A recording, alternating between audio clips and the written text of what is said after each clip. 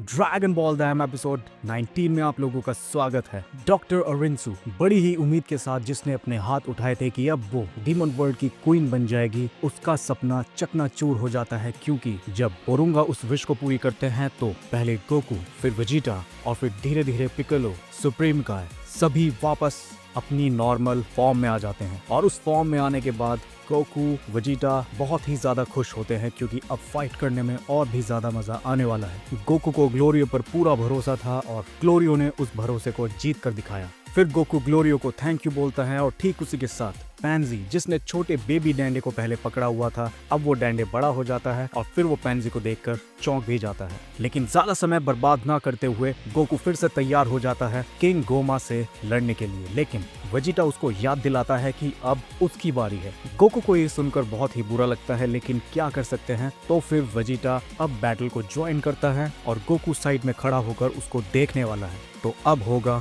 Vegeta versus king Goma third evil eye. लड़ाई शुरू होने के बाद हमें बहुत ही ज्यादा अमेजिंग फाइट देखने को मिलती है, क्योंकि वापस अपनी बॉडी को हासिल करने के बाद वेजिटा अब पहले से बहुत अच्छे से फाइट कर सकता है और उसकी ताकत अब पूरे अपने 100% पोटेंशियल पर है। और वो अपनी बेस फॉर्म में ही धीरे धीरे पहले गोमा को टक्कर देता है, लेकिन फिर गोमा अपनी थर्ड इविल आई का इस्तेमाल करता है और उसकी ताकत दिखाता है, जिस वजह से वेजिटा सुपर सैयन में ट्रांसफॉर्म होता है और दिखाता है कि अभी तो वेजिटा ने शुरू ही किया है। अगर वो किंग गोमा है तो वेजिटा है the Prince of all science. और इसी ऑसम फाइट के बीच में डॉक्टर अरिंसु ग्लोरियो से पूछती है कि उसने ऐसा क्यों किया। डॉक्टर अरिंसु उसको बताती है कि उसने उसको बचाया, तब भी ग्लोरियो ने ऐसा क्यों किया, जिसका जवाब ग्लोरियो पर नहीं होता। तो डॉक्टर अरिंसु उसको माफ कर देती है और कहती है अब तुम्हें मैंने नौकरी से निकाल दिया है, जो भी काम उसने उसको दिया था, और अब ग्लोरियो फ्री है। लेकिन डॉक्टर अरिंसु सोच रही होती है कि अब वो अपने डीमन क्वीन के सपने को बनने के लिए किस तरीके से काम करेगी। तो वो याद करती है कि जो किंग अबोरा थे, डबोरा के फादर,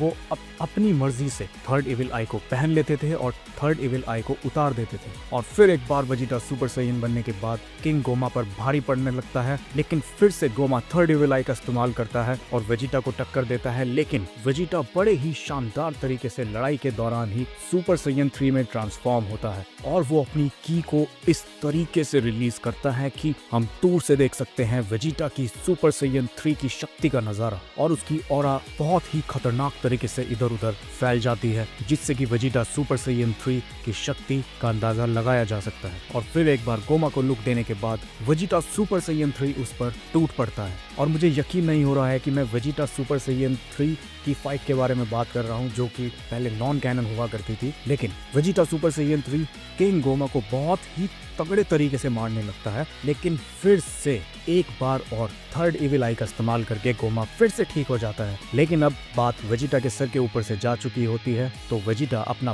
फाइनल फ्लैश तैयार करने लगता है, लेकिन उधर किंग गोमा फिर से अपनी थर्ड इविल आई का इस्तेमाल करके एक बीम अटैक करता है और वो दोनों अपने बीम अटैक्स को एक दूसरे पर दाग देते हैं। और ये स्ट्रगल बहुत ही खतरनाक चलता है, जहां पर हम देख सकते हैं कि वेजिटा का पलड़ा भारी ही है, क्योंकि थर्ड इविल आई के बिना गोमा कुछ भी नहीं है और वेजिटा ने खुद ट्रेन करके शक्ति को हासिल करा है। वो गोमा पर भारी पड़ने लगता है और देखते ही देखते वेजिटा का फाइनल फ्लैश किंग गोमा की थर्ड इविल आई की बीम को भी धूल चटा देता है और किंग गोमा दूर दूर तक हमें नहीं दिखता और वो वहां से गायब हो जाता है। और शायद वेजिटा ने सुपर सैयन 3 बनने के बाद अब किंग गोमा को हरा दिया है, जो कि सही भी है। लेकिन फिर से अपनी थर्ड इविल आई का इस्तेमाल करके किंग गोमा फिर ठीक हो जाता है। लेकिन अब सभी को पता है कि सुपर सैयन 3 फॉर्म की एक सबसे बड़ी वीकनेस है, वो है उसकी की को एब्जॉर्ब करने की कमी, जिसकी वजह से अब वेजिटा सुपर सैयन 3 कमजोर पड़ने लगता है।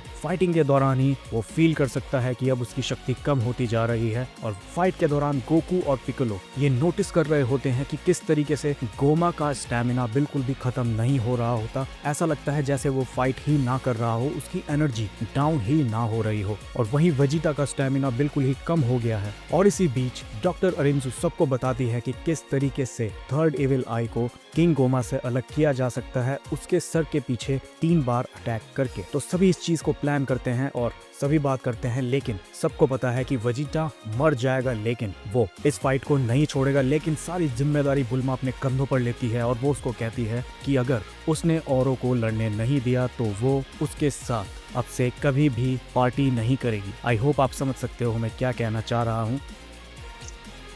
टपा मालूम ना। वेजिटा एकदम से आ जाता है और कह देता है जिसे लड़ना है लड़ लो, अब मैं कुछ नहीं करने वाला। हालांकि जो मैंने पहले बोला उसमें पार्टी की बजाय आप लोग बात ऐड कर लेना। तो फिर गोकू फाइनली अपने आप को ठीक करता है और अब जो आप लोग देखना चाहते हो वो शुरू होने वाला है। गोकू बिना किसी देरी के अपनी फुल पावर बॉडी के साथ वहां जाता है और गोमा को बता देता है कि अब उसकी शामत आने वाली है। पहले वो बदलता है सुपर सैयन 1 में और ये एनिमेशन और एंगल्स जो हैं ये एनिमे से ही लिए गए हैं पुराने एपिसोड से, लेकिन न्यू एनिमेशन के साथ और न्यू स्टाइल के साथ। तो वो बदलता है सुपर सैयन 1 में। फिर वो बदल के दिखाता है किंग गोमा को सुपर सैयन 2 में, जैसे उसने माजिन बू को दिखाया था। और फिर बहुत ही ज्यादा शक्ति का इस्तेमाल करके और बहुत ही खतरनाक तरीके से वो सुपर सैयन 3 में बदल जाता है। उसकी ऑरा इधर उधर बिखरने लगती है और इस नज़ारे को देखकर बताया जा सकता है कि ये सुपर सैयन 3 की ट्रांसफॉर्मेशन है। लेकिन गोमा इस चीज को देखकर ज्यादा चौंकता नहीं है। लेकिन फिर गोकू उसको चौंका देता है क्योंकि वो उसको बताता है कि ये अभी सेकंड नंबर पर है,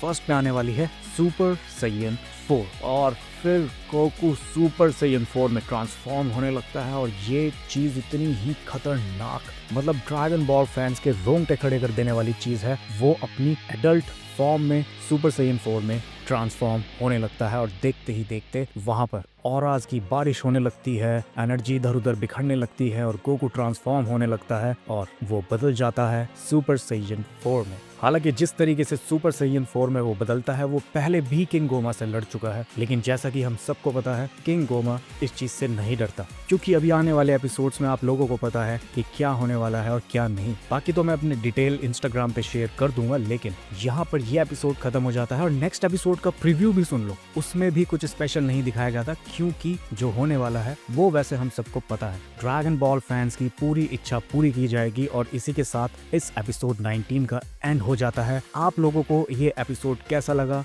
10 में से आप लोग इस एपिसोड को कितने मार्क्स देना चाहोगे? क्या आप लोगों को एपिसोड का ब्रेकडाउन भी अच्छा लगा? तो वीडियो को लाइक करना बिल्कुल मत भूलिएगा। और अगर आप चैनल पर न्यू हैं तो सब्सक्राइब बटन पर अपना फेवरेट अटैक कीजिए और चैनल को सब्सक्राइब कीजिए, जिससे कि आपको मिलती रहेंगी ड्रैगन बॉल से जुड़ी ऑसम चीजें। और आप लोग मुझे इंस्टाग्राम पर मैसेज कर सकते हो अपने क्वेश्चंस के लिए या फिर ट्विटर पर भी। तो मिलते हैं नेक्स्ट वीडियो में, तब तक के लिए कामेहामेहा।